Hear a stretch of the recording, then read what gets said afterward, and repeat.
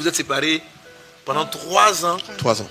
3 ans et demi. 3 ans et demi. Pendant 3 ans et demi. Chacun était chez lui. Oui. Vous avez combien d'enfants? 3 enfants. À la période, vous avez 3 enfants. Non, on a eu 3 enfants même pendant la période de séparation. On avait eu les 3 enfants même avant la séparation. Vous avez eu les 3 enfants avant la Avant la séparation. séparation. Et vous êtes séparés 3 ans. 3 ans. Vous étiez au bord du divorce. Oui. On était au bord du divorce puisque moi j'étais partie à la justice pour demander. Qui a demandé le divorce? C'est toi ou lui? Non, moi arrivé un moment, c'est moi qui suis partie à la justice parce que bon, tous les moyens qu'on avait mis, tout le monde avait intervenu, rien ne marchait, rien n'avançait. Bon. Là, ça faisait 3 ans, comme on dit, 3 ans et demi, donc il fallait passer à autre chose. Donc tu avances, tu voulais avancer. Je voulais avancer. Hein, c'était mon message, avance, avance. Oui, c'est ça, avance. Amen. Alléluia. Quelquefois, il faut savoir avancer pour sortir du piège et puis permettre à Dieu de remettre les choses en place tranquillement. Amen, amen. Alors, donc, qu'est-ce qui s'est passé? Vous êtes mariés depuis quand? Nous sommes mariés en 2013, mais nous nous connaissons depuis 2005. Donc ça fait aujourd'hui 16 ans que nous nous connaissons. Donc, jusqu'à 2013, vous vous aimiez, tout était bien. Pour aller au mariage, comment tu l'as voulu la prendre en mariage? Ça allait bien? Oui, ça allait bien. Ça allait bien. À un moment donné, c'était un peu difficile, mais on s'est dit, bon, avec le temps, les choses vont se corriger. Bon, allons comme ça. On s'est dit, bon, peut-être qu'on avait sauté quelques étapes, je pense, mais il y avait quand même quelques difficultés, mais on s'est dit, bon, c'est pas grave, avec le temps, les choses vont se corriger. Et puis, c'est à partir de quand ça a commencé à... Alors, tout a commencé à se compliquer quand on s'est marié. Tout a commencé à se compliquer quand on s'est marié. Moi, j'avais commencé à travailler. C'est vrai, je travaillais déjà, mais bon, je me suis dit, bon, il faut aller vite. Il faut aller vite. En fait, j'avais de gros projets professionnels, oui, j'avais une grosse vision. Oui, une grande vision. J'avais commencé à côtoyer un certain milieu, donc je voulais aller vite. En griffe, changer le monde. Hein. Donc j'étais fougueux. Donc je voulais que ma femme m'accompagne, qu'elle soit comme moi, qu'elle travaille comme moi. Donc j'ai commencé à me donner un certain modèle de femme que je voulais. Et donc je voulais transformer mon épouse. Donc, quel modèle de femme tu cherchais? Femme stylée? Alors, femme de la haute société. Oui, c'est ça. Oui, c'est ça. Je voulais une femme de la haute société, une femme technocrate, une femme leader, une femme qui manage. Et tu trouvais ta femme comment? Après, je la trouvais paresseuse. Je trouvais que ma femme était paresseuse. Je la trouvais paresseuse. C'était vraiment mon Est-ce que tu trouvais qu'elle était un peu, entre guillemets, gawa? Pas vraiment. Non, comme tu dis, tu voulais quelqu'un de stylé. Non, pas du tout. Non, okay. Non, elle n'était pas gawaze. Mais bon, je voulais quand même que... Je voulais vraiment changer mon épouse. Je voulais changer. Ça, c'était vraiment l'erreur que j'étais en train de commettre. Parce que, bon, j'avais commencé, comme je disais, à rencontrer certaines personnes dans certains milieux. J'ai dit, mais attends, pourquoi ma femme ne réussit pas à faire ça? Pourquoi ma femme ne fait pas ça? Pourquoi ma femme ne parle pas comme ça? Pourquoi alors, ma femme ne se tient pas de cette manière? C'est important, merci. Vous voyez, beaucoup de crises interviennent là. Vous savez, le mariage, quand vous vous rencontrez, le mariage, c'est une bénédiction de Dieu. Et de nouvelles opportunités vont s'ouvrir devant vous. Mais lorsque vous allez vouloir rentrer dans ces nouvelles opportunités, l'ennemi va aussi venir s'immiscer pour vous tenter. Il va te dire que la personne avec laquelle tu as marché n'a pas le niveau ou n'est pas... En fait, il va tenter de vous séparer sur la base de la vision que vous avez, des objectifs que vous voulez atteindre. Donc, il y a beaucoup de couples qui sont en crise en ce moment parce que lorsqu'ils sont arrivés, monsieur, il a des projets, des ambitions beaucoup plus portées vers la promotion, l'augmentation, plus d'argent dans le couple, plus d'argent dans la famille, ça arrive souvent. Donc, et puis, pendant que peut-être la femme a plus des objectifs relatifs à la gestion des enfants, on a construit notre propre maison, donc elle va essayer de créer son cocon familial pendant que lui s'est dit mais la maison on va le faire après. Pour le moment là on est dans une phase où on est jeune, on doit produire. Bref, en fait il y a différentes raisons qui font qu'à un moment donné on a envie d'être ensemble et puis après les visions se voient différemment et que ça crée des sources de conflit. Aujourd'hui dans le nom de Jésus, la main de Dieu est là. Je ne dis pas ces problèmes juste, je dis pour que tu saches ce que Dieu va faire. Quelque chose va se passer comme Dieu l'a fait avec eux. Amen. Amen. Donc les problèmes ont commencé à partir de là. Oui. En voulant changer ta femme. Oui, parce qu'elle elle est très maison, famille, cuisine, elle ne peut pas très bien. Mais moi, je lui disais... J'ai expérimenté ça. Mais je lui disais, chérie, c'est pas ça que tu as appelé. On peut avoir un personnel de maison. Mais nous, il faut qu'on aille conquérir le monde. Donc, c'était vraiment ma façon de penser. Et donc, du coup, je lui mettais la pression sur ça. Et il a commencé à avoir une divergence dans la maison. Donc, moi, je sors le matin, je vais au travail, je cherche d'autres activités. Je rentre tard le soir parce que je voulais justement faire la différence. Et puis, selon moi, en tout cas, impacter le monde à ma manière. Et du coup, les choses ont commencé à se dégrader au niveau de la famille. J'avais commencé à la qualifier d'une certaine manière. Et c'était vraiment très difficile. Ok. Et qu'est-ce qui a fait le déclenchement maintenant de la séparation? Comment ça s'est passé? Je laisse poursuivre. Oui, papa, il y a eu, comme il a dit, il y a eu beaucoup de problèmes. C'était tout le temps des disputes, tout le temps à la maison.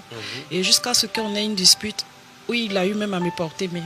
Et j'étais nourrice, je venais d'avoir le 3e bébé.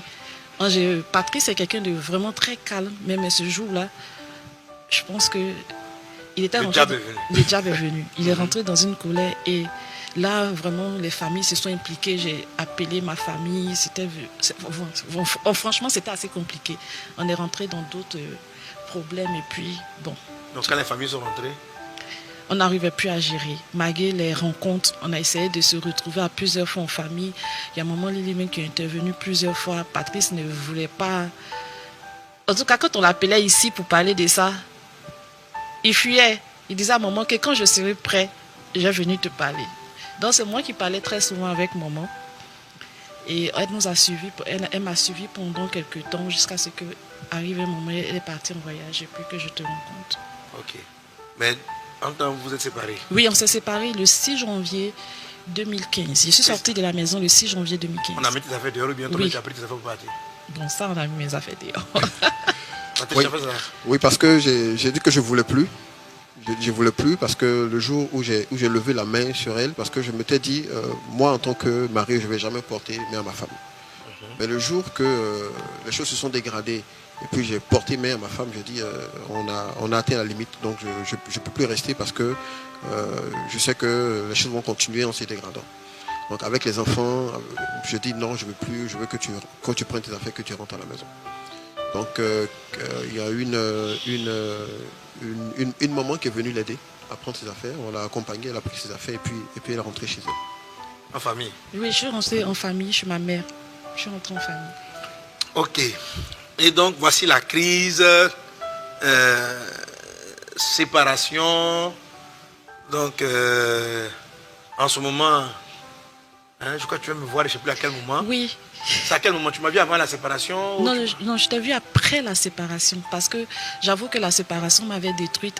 Aussi, comme il le disait, je suis très, très famille, maison. J'aime pas sortir, m'occuper de la maison, préparer, m'occuper de mes enfants. Donc, il ne voyait pas ça. Pour lui, c'était une femme qui n'avait pas de valeur, qui faisait ce genre de choses. Il voulait plutôt, comme il avait l'habitude de me dire, j'ai besoin d'une femme qui a de la valeur, une femme qui va prononcer des discours, qui va rencontrer des personnalités. Bon. Aujourd'hui, c'est vrai que je le fais avec lui parce que je me suis rendu compte que j'avais beaucoup de valeurs à communiquer. Donc, c'est après la séparation que je te rencontre au bureau, à la loge. Voilà. Alors, juste avant que Dorcas continue, la classe de Bethel qu'on va entamer. Oui, Patrice ne pouvait pas entendre vraiment Dieu parce que Dieu allait lui montrer que ta femme, c'est pas toi. Le mariage, c'est un complément. La vie est un tout. Il y a ce que vous voulez et il y a ce qui est bien pour vous. Alors, quand tu as une volonté qui est très figée sur une façon de voir, Dieu a beau te parler, mais tu n'arrives pas à entendre parce qu'il te dit, mais c'est la femme là dont tu as besoin. Mais toi, tu te dis, non, il ne me faut pas ça. Je vois mon travail, je me vois en train de donner des discours. Patrice, il est coach, il forme beaucoup de personnes dans l'entrepreneuriat, c'est ça? Dans la prise de parole en public, dans le leadership. Dans le leadership, dans la prise de parole en public, donc dans le management, tout ça. Il est assez suivi. Et lui, dans ce qu'il voyait, bon, c'est mon fils, il me ressemble beaucoup, hein, c'est comme ça que j'étais avant, ok? Je voyais maman Lily faire ce que je faisais. Je dis non, on doit aller se promener pour gagner la terre entière. Et je ne voyais pas tout un pan qu'un homme a besoin d'un nid. Quand tu as gagné la terre entière, tu as besoin de venir te reposer chez toi à la maison. Tu as besoin de trouver une femme qui... tu as besoin d'une maison. Tes enfants sont un trésor. Ta vie est un trésor.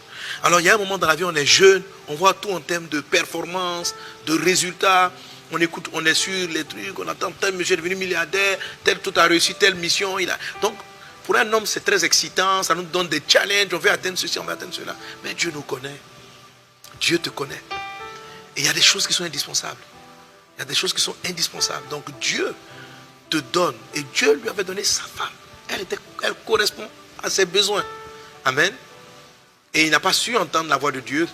Il a compris que pour lui, ça ne peut pas être la femme de sa destinée. Parce que ce genre de femme-là, elle va le mettre en retard. Elle va l'amener à aller dormir à la maison pendant que lui veut qu'ils aillent travailler.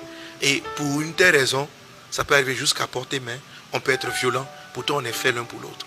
On peut être violent. C'est à la période où tu lui demandes, tu dis non, si j'étais arrivé, je me serais jamais marié avec cette dame. Parce qu'elle ne correspond pas à ma vision du futur. Elle ne correspond pas à ma vision du futur. C'est exactement ce dont tu as besoin. Tu ne sais pas vraiment ce dont tu as besoin. Il y a ce que tu crois vouloir et il y a ce que Dieu va te donner. À la classe de Bethel, Dieu va t'apprendre à ouvrir le ciel, à ouvrir ton cœur pour recevoir exactement ce dont tu as besoin et pouvoir reconnaître la voix de Dieu. Ce n'est pas que Dieu ne lui a jamais parlé. Ce n'est pas que Dieu ne lui a jamais rien dit. Ce n'est pas que Dieu ne t'a jamais parlé. Mais tu ne peux pas entendre la voix de Dieu à cause de beaucoup de prédispositions qui t'empêchent de percevoir exactement ce qu'il veut faire avec toi. Alléluia. Mais Dieu, si une personne dans le couple prie d'une certaine manière, agit d'une certaine façon, le ciel va s'ouvrir et va décanter la situation. Amen, amen. Amen. Amen. Pasteur Prisca, Oui, pasteur. tu as des cas comme ça non, dans les prières? Oui, là j'ai deux témoignages. Un premier qui concerne, c'est le témoignage d'une sœur qui nous a écrit pour nous dire que elle a fait 3 ans de cheminement avec un frère. Pendant les 3 ans, tout allait bien. Jusqu'à ce que ce dernier décide de demander officiellement sa main. Dès qu'il a fait ça, elle ne veut plus le sentir. Il n'a rien fait, il a juste demandé sa main. Elle ne veut plus le voir, elle ne veut plus le sentir. Pour utiliser ces termes, elle dit quand il m'appelle, il m'énerve. Quand je le vois, quand elle aperçoit, elle a vu le diable à côté. Et ça a commencé à mettre en mal la relation. Et elle a entendu parler de la plateforme Prière 24. Elle s'est connectée. Et elle rendait témoignage aujourd'hui même de ce qu'elle ne savait pas que c'était elle le problème. Et là, aujourd'hui, dans son témoignage, elle disait, j'ai réalisé que ce sont des oppressions à force de prier sur la plateforme. J'ai compris que c'était les esprits anti-mariage. C'est elle qui dit ça. Les esprits anti-mariage s'étaient levés contre son mariage et elle bénissait le Seigneur pour ta vie, pasteur, parce que elle dit par cette plateforme-là, parce qu'on a prié sur la base de Jean 11, la résurrection de Lazare, elle dit la puissance de la résurrection l'a touchée, elle a senti une violente délivrance pendant la prière et c'est comme si quand elle s'est levée, elle a réalisé que mais il y a un problème, il y a quelque chose qui ne va pas ici. Comment ça se fait que depuis 3 ans, j'ai pas de problème et tout à coup on veut officialiser et là je suis dans les problèmes. Et elle dit qu'elle croit que le Seigneur l'a fait passer à autre chose. Elle va entrer dans la grâce du mariage. Et un autre couple, une dame convertie et son mari moins on va dire ancré dans la parole. Le jour où elle se connectait à Prière 24, ils étaient couchés dans le même lit mais avec une distance où 2 personnes pouvaient se coucher. Parce que le jour où elle se connectait à la chaîne de prière, parce que ça n'allait pas dans le couple, donc il y avait vraiment assez d'espace. Voilà, parce qu'il ne faut pas qu'ils se rencontrent dans le lit. Et ils partageaient le même lit. Et ce jour-là, après la prière, il y a eu un temps de déclaration prophétique. Et elle dit que quand elle s'est déconnectée de l'heure de prière, elle voit son mari qui est en train de violer les barrières. De séparation. Les barrières de séparation. Elle le voit se rapprocher. Donc elle s'est demandé, mais attends, est-ce que ça c'est possible? Bon, la sœur là, vraiment, le Seigneur la visite, elle est toujours surprise. Elle dit, est-ce que ça c'est possible? Et ce même jour-là, son mari s'est rapproché d'elle. Mais les jours qui ont suivi, des choses se sont passées, ils étaient en froid, il a commencé à sortir de la maison, sans lui dire pourquoi, a passé beaucoup de temps avec ses amis et tout. Elle dit que elle s'est souvenue que elle et son mari ne se parlaient pratiquement pas. Le même jour où elle s'est connectée, quelque chose s'est passé. Alors elle s'est accrochée à la prière. Et hier, elle disait comme ça, je ne sais pas si c'est hier ou même ce matin, on dirait après la matinale de prière. Elle dit, aujourd'hui, je suis venue pour un témoignage, je ne suis pas venue pour un sujet de prière. Mais Pasteur Prisca, c'est incroyable. Moi-même, je suis inquiète. J'ai dit, mais qu'est-ce qui est inquiétant? Elle dit, non, mais mon mari a trop changé. Il va même jusqu'à servir les enfants. Il s'occupe des enfants, il dépose ceux dont ils ont besoin. Il est tellement devenu doux que moi-même, je suis en train de me demander qu'est-ce qui se passe. Le Seigneur l'a visité, a visité son couple. Et ce matin, quand elle le disait, elle va se disposer pour servir le Seigneur. Amen. Quelqu'un acclame Jésus avec moi. Alléluia. Alors, tu vois ici, on a différents tableaux qui sont traités par cet enseignement. Je t'assure, l'histoire du mariage est très importante et c'est vraiment combattu par le diable. Tu n'as aucune idée de l'énergie, de la puissance des ténèbres qui se dresse contre ton mariage, contre la réussite de ton foyer. Détruire ton foyer, c'est détruire ton destin. Quand on va sur le couple Blewé, mais dans quelle vie il allait rentrer? Qu'est-ce qui allait se passer sans cette femme? Qu'est-ce qui allait se passer, elle, dans sa vie sans son homme? Tu vois? C'est des destinées, des organisations qui sont mises en jeu, qui peuvent être détruites totalement. Dieu a établi le mariage pour qu'on réussisse des choses dans notre vie, pour qu'on atteigne certains objectifs. Amen. C'est pourquoi l'Esprit me demande d'insister sur ce sujet. Il me demande d'insister sur ce sujet et de prier pour toi. Alors, dans le cas des témoignages de Pasteur Prisca, vous avez donc des personnes, c'est pas qu'ils ne prient pas, ils prient, ok? Surtout la dame, elle prie, mais elle n'est pas restée dans une communion avec Dieu. Ce qui fait que des esprits d'oppression, des esprits de séparation, des esprits de mon mari m'énerve, des esprits de ma femme m'énerve, je ne la supporte plus. Ici, on a le premier témoignage où elle dit la sœur, dès qu'il lui a dit je veux marier, en même temps, son état a changé. Ça peut être dû à ce qu'on appelait la dernière fois des vêtements spirituels. C'est-à-dire que son cœur a une peur, elle a peur du mariage, mais elle ne se rendait pas compte qu'elle avait peur du mariage. Donc dès que, parce que ce sont des gens de peur, on ne s'en rend pas compte. Donc là, on revient aux vêtements souillés. Elle ne se rendait pas compte qu'elle avait peur du mariage. Il y a beaucoup de gens qui ont peur du mariage. En fait, c'est la peur d'échouer. La peur que ça ne marche pas. La peur de vivre ce que leurs parents ont vécu. La peur de revivre ce que leurs mamans ont vécu.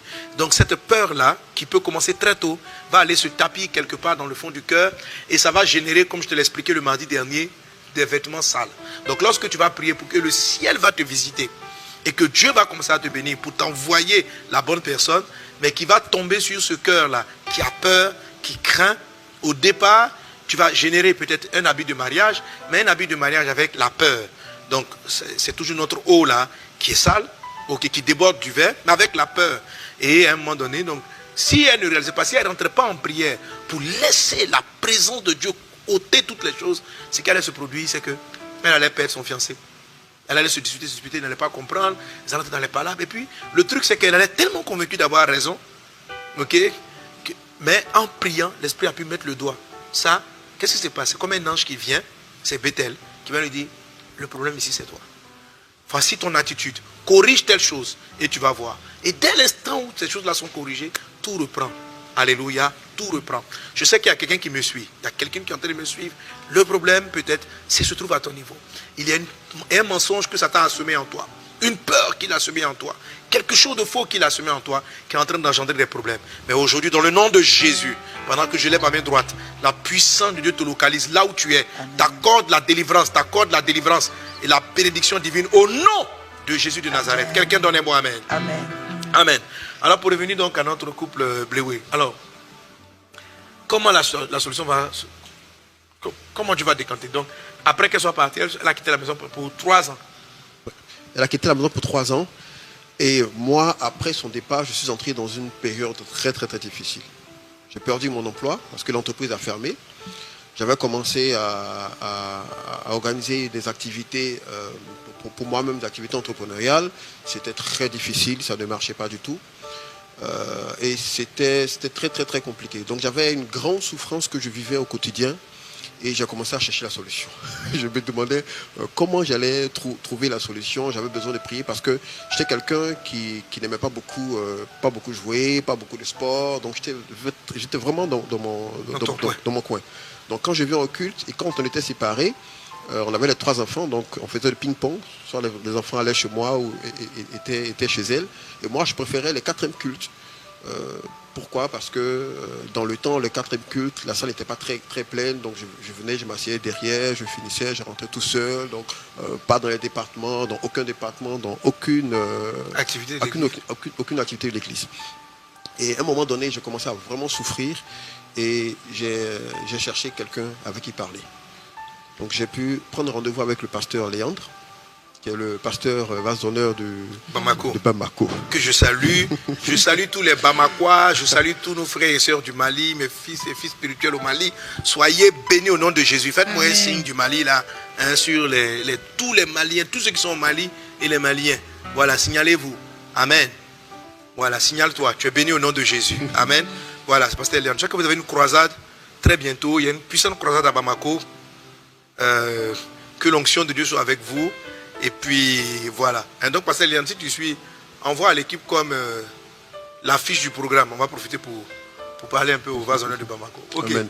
Donc j'ai commencé à prier le pasteur Léandre.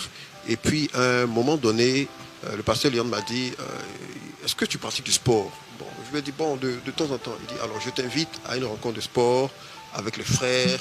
On va pratiquer du sport ensemble. Bon, je dis ok. Donc le samedi, je suis allé à la rencontre du sport et j'ai vu le pasteur Léandre.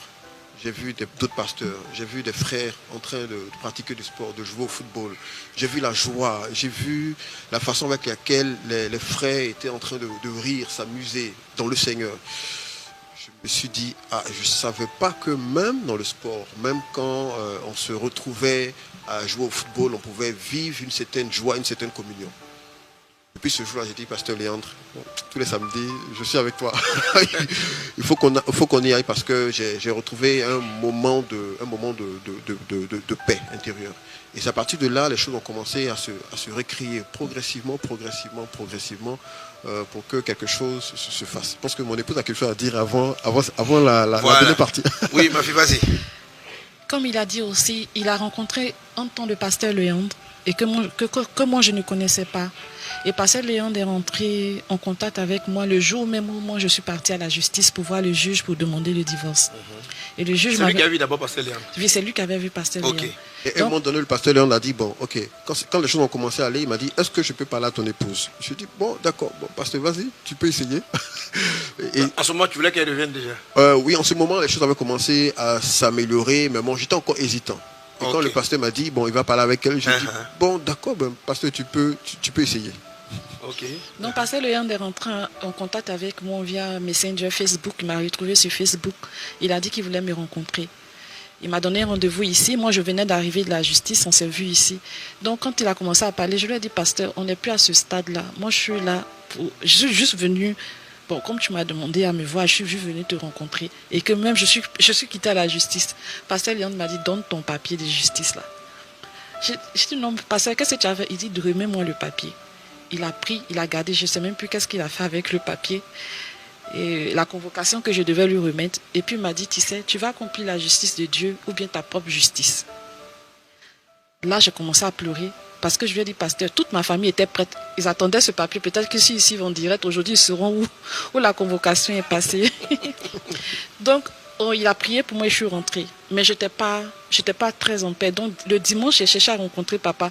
Au fait, quand je partais rencontrer papa, c'était pour lui dire que papa, moi, je vais divorcer. Mais pasteur Léandre a pris mon papier, a bloqué mon papier. Et arrivé dans son bureau, arrivé dans la loge, papa a commencé à me donner des prophéties.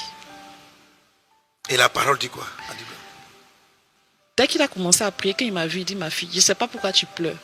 Pourquoi tu es morte? Pourquoi tu portes ce vêtement de deuil? Parce que j'étais triste, j'avais maigri, je faisais 45 kilos. En tout cas, je n'avais plus de vie en moi. Il dit, ton mari va revenir. Et ton mari même va revenir, ça va surprendre tout le monde. On a tous intervenu, mais laisse la main de Dieu. Le jour que ton mari viendra, ça ne sera pas En tout cas, le Seigneur même va le prendre pour le ramener vers toi. Amen. Et ça va se faire. Il m'a donné à peu près la période. Il m'a dit même d'ici la fin de l'année. Et ça s'est passé comme il me l'a dit. Amen. Amen. Et parce qu'il faut dire que c'était très difficile avant qu'on arrive à cette étape-là où, puisqu'on a fait 3 ans de séparation, je me souviens, les enfants étaient avec moi quand on était partis. Et pendant les vacances, les enfants sont allés chez elle. Et au moment de la rentrée scolaire, bon, je m'attendais à ce que les enfants reviennent. Elle les a bloqués. elle a bloqué les enfants. Elle a inscrit les enfants dans l'école de son choix. Donc ça m'a fait très mal. J'ai dit, ok, très bien. Donc on va patienter l'année prochaine. Et l'année prochaine, les enfants sont venus en vacances chez moi. Je les ai bloqués aussi. Et je les ai inscrits dans le code de mon chemin. Oh, les pauvres enfants, regardez. Et les enfants en ont vraiment souffert. Les enfants pleuraient à tout moment. Je veux voir maman, je veux voir maman. Je disais, apprenez à vivre sans maman. Et tu leur disais ça? Oui, je leur disais ça. Je leur disais ça, apprenez à vivre sans maman. Bon, pendant les vacances, vous irez chez maman, mais quand vous êtes ici, vous êtes chez moi. Je trouvais le temps de sortir avec eux, aller jouer. Mais à un moment donné, je sentais que les enfants étaient tristes. C'est vrai que ça peut être le cas de beaucoup de familles, de beaucoup d'enfants qui souffrent. Avec la séparation, les enfants endurent de très très très grandes souffrances. J'ai vu comment les enfants tombaient malades à chaque fois. Parfois les enfants tombent malades, ce n'est pas parce que c'est une maladie pathologique, mais c'est parfois émotionnel, parce que les enfants manquent de la présence de leur père ou de leur mère. Les enfants ont besoin de présence, de compassion, mais ils ne trouvent pas. Donc du coup, ils sont déréglés émotionnellement, et ça crée beaucoup de maladies dans la vie des enfants. Alors donc, vous voyez tout ça. Voici comment le diable détruit. C'est pourquoi ce sujet sur le mariage est important. Si tu rentres mal dans le mariage, parce que c'est ça leur cas. Si on veut remonter à la source, tout commence avant le mariage. Il y a des choses qu'ils ratent, il y a des choses qu'ils manquent. Et ils rentrent avec beaucoup d'a priori qui ne sont pas les bons. Ce n'est pas que ce n'est pas sa femme.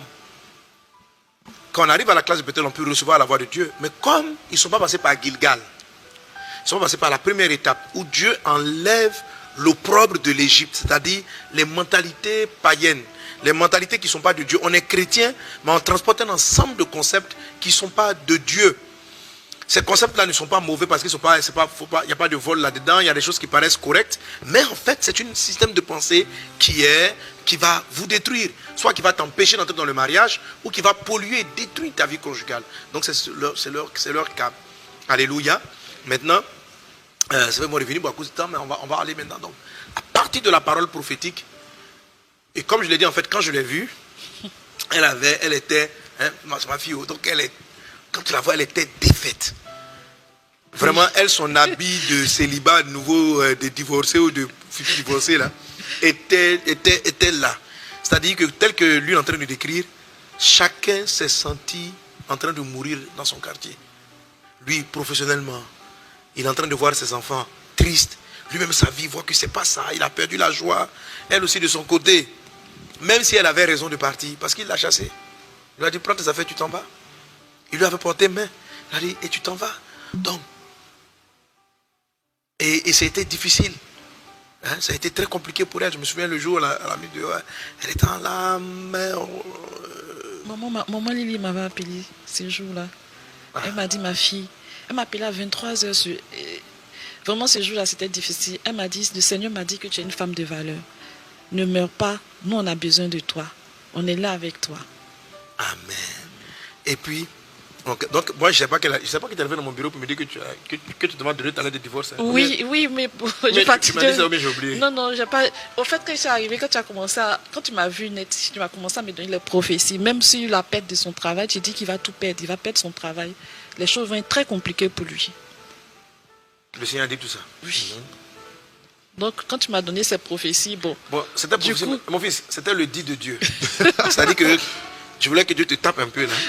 Ah oui, il m'a tapé. C'est-à-dire que Dieu le poigne un peu et oui. C'est qu'elle a fait ça. Oui. Donc Dieu le secoue, Dieu le ramène sur la terre. Parce qu'il avait de la réussite. Ses affaires bougeaient. Souvent, vous savez, quand la gloire arrive, vous oubliez d'où vous venez. C'est ça. Et ça a commencé à prendre son cœur. Il travaille avec de grandes personnalités, des accès lui étaient ouverts, tout ça. Et Satan profitait de ce genre de choses-là pour les détourner. Et il y a beaucoup de jeunes qui sont là, vous détournez la voix de Dieu à cause de vos premiers succès. À cause du premier succès, premier chèque de 10 millions, ça peut te détruire, tu ne sais plus ce que tu as fait, tu deviens bizarre avec ta femme. Dieu a pour toi beaucoup plus que cela. Ne laisse pas l'orgueil t'atteindre. Je te conseille même cet ouvrage, je parle beaucoup de l'humilité dans la bénédiction de l'élévation. Beaucoup traité avec l'humilité et l'orgueil. Ah oui, c'est très très fort, il faut que tu l'aies. Amen. Le pleinement béni numéro 12. Ouais. Ok. Amen. Donc à partir de la prophétie, qu'est-ce qui s'est passé? Ah oui, à partir de la Je vais te déclarer sur quelqu'un aujourd'hui. Amen. À partir de la prophétie, vraiment, les choses ont commencé à changer. J'ai repris vie.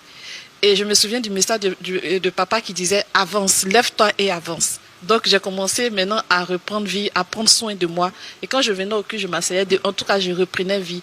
J'ai recommencé à avoir encore plus d'intimité avec le Seigneur et puis à m'attendre à la prophétie de papa. Il m'avait dit que ça allait se faire avant la fin de l'année. Et c'est ce qui est arrivé. Et je vous assure, quand je voyais donc je pensais que son mari était revenu. Elle était brillante. Elle avait arrêté de vivre. Hein. Elle, oui. Quand tu la voyais, quand elle arrive à l'église, là, tu sens qu'on dirait une grand-mère fatiguée, cheveux bizarres, habits bizarres, et puis elle rase les murs, elle se soit quelque part dans la salle de l'église. Mais son mari n'est pas revenu. Elle venait, elle était dans les 2-3 premières lignes. Elle s'asseyait, toute belle, bien habillée, brillante. Elle a changé de vêtements. Amen. Elle a porté un habit de fête.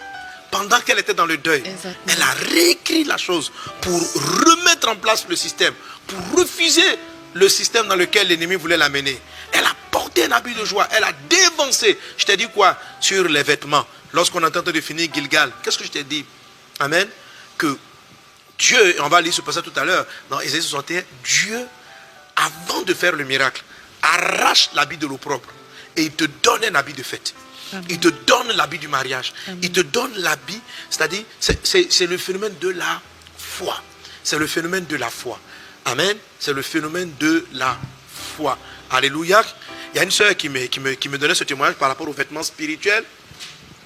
Et quelqu'un avant son mariage, donc une de mes filles aussi, qui est avant son mariage, elle fait un rêve, dans le rêve, elle voit qu'elle doit se marier, et la robe de mariée qu'on lui donne est une robe sale, une robe déchirée, pardon.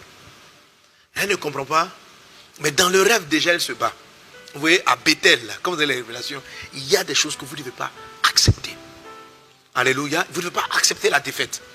Donc, tu n'as pas besoin de voir la victoire avant de manifester la victoire. Tu dois, la foi, c'est le fait que tu manifestes ta victoire avant même que cela ait lieu. Alléluia. Et c'est ce qu'elle a fait. Donc, elle a commencé à se comporter comme une femme qui allait bien. Elle a commencé à s'habiller, à se vêtir comme quelqu'un qui allait bien. Alléluia. Amen. Donc, oui, et puis.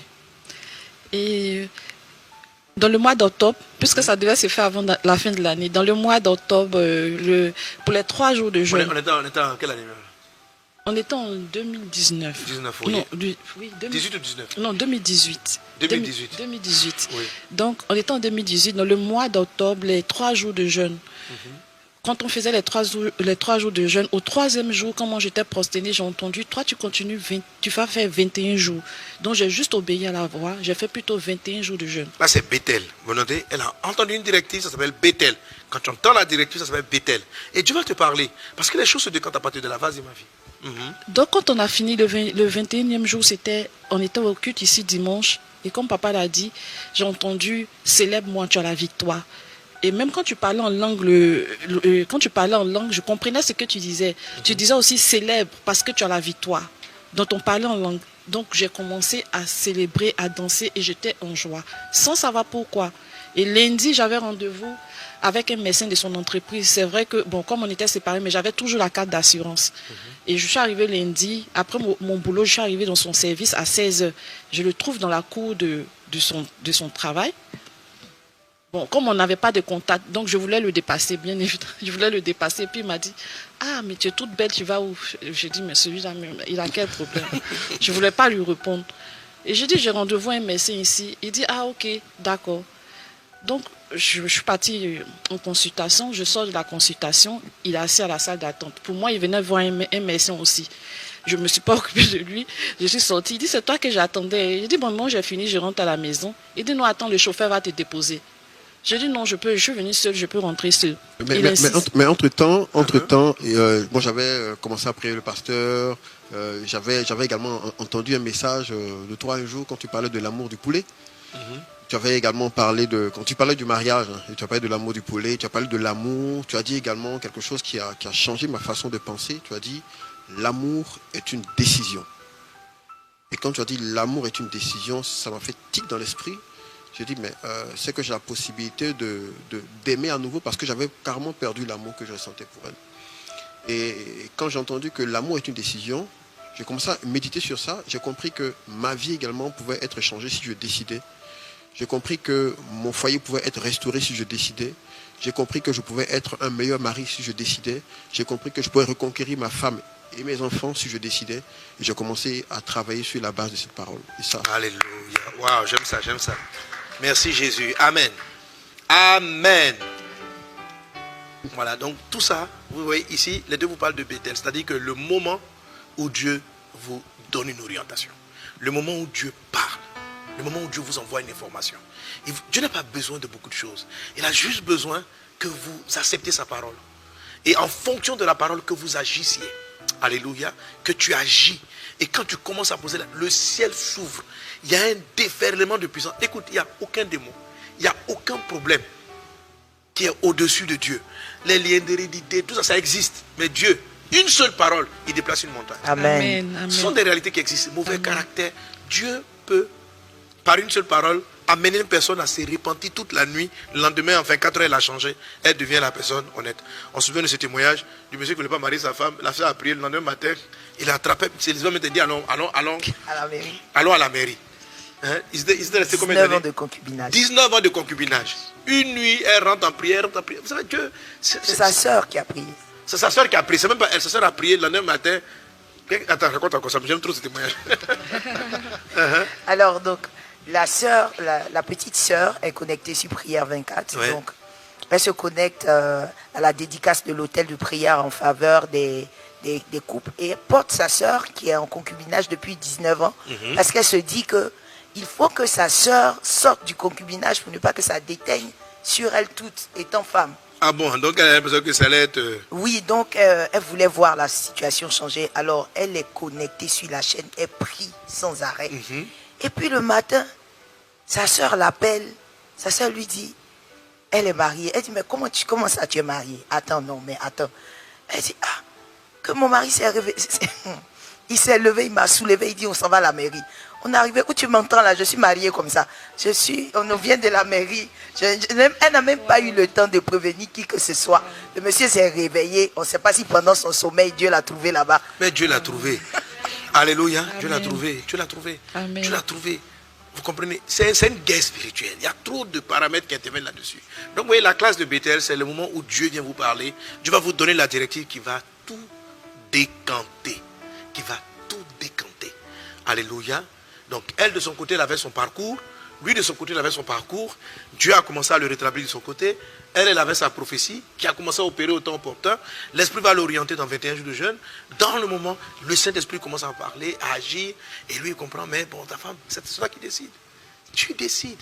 Et puis voilà, c'est super. On continue encore. Et donc, mes affaires ont commencé à se remettre en place. Donc, j'ai commencé à retravailler. J'ai commencé à avoir une activité normale. Les choses ont commencé à bien se passer. On avait un projet immobilier dans le temps. Dieu nous a fait la grâce.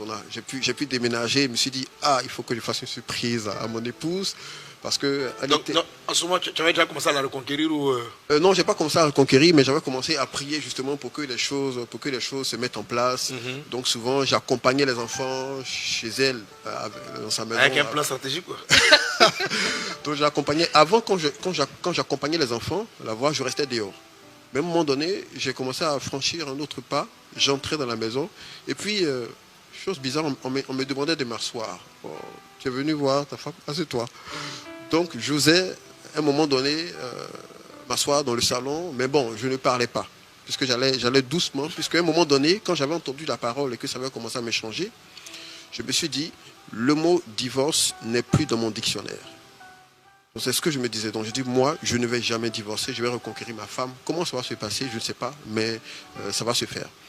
Voilà, jusqu'à ce qu'un jour, elle arrive pour faire sa consultation. Comme je disais, il a dit que le chauffeur allait me prendre pour me déposer à la maison. Je lui ai dit non, que j'allais retourner seul. Il a insisté. Donc, le chauffeur est venu, je suis montée. Et je le vois courir avec son ordinateur rapidement aussi pour venir nous rejoindre. Donc, j'ai dit, mais il part où? Il vient avec nous. Donc, je lui demande, mais où tu t'en vas? Il dit, non, on rentre ensemble, je vais continuer le travail ensemble. J'ai dit, ok. Donc, on arrive à un carrefour. J'ai dit, bon, là, c'est bon, moi, je descends, puisque maman habitait au Docuy. Je retourne, je peux avoir un taxi ici pour rentrer à la maison. Il dit au chauffeur, il ne faut pas l'écouter, continue. On s'en va prendre les enfants à l'école. Bon, quand il a parlé des enfants, il sait que je suis très... Et on est allé chercher les enfants à l'école. Les enfants étaient vraiment, vraiment, vraiment contents de nous voir. Nous deux, ils ont commencé à crier. Et là, on est arrivé, on a pris le chemin. On est encore arrivé au carrefour, un carrefour où je pourrais encore descendre pour rentrer à la maison. Je lui ai dit, bon, je descends là. C'est bon, les enfants m'ont vu, je vais descendre pour partir à la maison. Il dit au chauffeur, continue, prends la direction de la maison. Et on est arrivé, effectivement, moi je ne savais pas qu'il avait déménagé parce qu'en temps, on avait commencé à bâtir la maison ensemble. Et donc quand il a pris le chemin, j'ai reconnu, je savais qu'on partait à la maison, mais je ne savais pas qu'il avait déménagé. Et quand je suis arrivée à la maison, j'ai vu que c'était la maison, il avait quand même aménagé, il avait fait ce qu'il pouvait faire pendant mon absence. Et là, je ne suis plus sortie jusqu'à aujourd'hui, jusqu'à ce qu'on nous voit. C'est-à-dire, quand tu es descendu de la maison... Quand je suis descendue de la maison, je ne suis plus sortie jusqu'à aujourd'hui, jusqu'à ce que je sois sur le plateau. C'est vrai même que quand je suis arrivée à la maison, à 23h, ma maman me cherchait. Elle dit, tu es où? J'étais obligée de lui dire que non, maman, je te rappelle, je te dis, je suis restée, j'ai trouvé une stratégie, mais puisque les parents, en tout cas pour eux, ils étaient fâchés. Ouais. Donc, quelques temps après, même papa, j'ai dit, papa, je suis venu voir papa un mercredi, après le mercredi, papa il est revenu. Moi-même, j'étais fâché même. Papa dit, je t'ai dit que s'il vient, il faut le chasser. Faut le chasser. Non, bon. Non, quand les hommes maltraitent les femmes, ça me fait mal. Donc, j'ai dit... Bon, après lui-même... Non, mais lui-même, il était bien cuit. Oui. Il était prêt. Il est venu voir papa ensuite pour demander... Oui. Bon, pour parler avec papa. Papa voulait l'entendre aussi. Ensuite, aller voir maman et puis faire toutes les formalités. Qu'on nous bénisse et puis bon, moi c'est l'épisode là, c'est-à-dire tu es rentré dans la maison. Oui, je suis rentrée dans la maison, papa. Je suis plus partie à la maison même. Donc toutes mes affaires même que j'ai prises sont restées chez maman. Bon, là, je vois qu'elle nous suit en direct, donc elle va savoir que ce jour-là, j'étais pas là. Parce que là, elle disait... enlevée. Comment? Ce jour-là, elle a été enlevée. J'étais enlevée, c'est ça. Parce que là, elle disait, non, mais demain, je dois aller au travail, parce que Dieu l'avait restauré aussi, donc elle avait obtenu du travail. Bon, c'était vraiment la restauration. Et elle me disait, demain, elle doit aller au travail. Bon, demain, je vais au travail, il faut que je trouve de quoi porter. Je dis, mais quand tu es parti, il y avait quelques habits qui étaient restés quelque part, là. On va le récupérer, ça, et puis tu vas porter demain. Donc, depuis lors, elle n'est plus jamais ressortie, parce j'ai fait ressortir toutes les affaires que j'avais rangées. Et puis, à partir de ce jour-là, elle n'est plus jamais ressortie. Quel beau témoignage. Amen. Amen. Alors, tu comprends l'atmosphère dans laquelle je prophétise sur les couples qui sont en séparation. Amen. Sur ta destinée, sur ta vie, sur les personnes que le diable est en train de détruire, de malmener, pendant que vous êtes faits l'un pour l'autre, vous êtes faits pour vivre heureux, vous êtes faits pour vivre ensemble, vous êtes faits pour collaborer. Aujourd'hui, c'est ses inquiétudes. Il voulait que sa femme l'aide dans son travail. Elle l'aide, elle parle avec lui, elle fait le coaching avec lui. Oui, bon, coaching des couples, parce que souvent on a des amis qui viennent nous voir. Surtout moi, je rencontre beaucoup de dames qui me parlent de leurs difficultés de couple.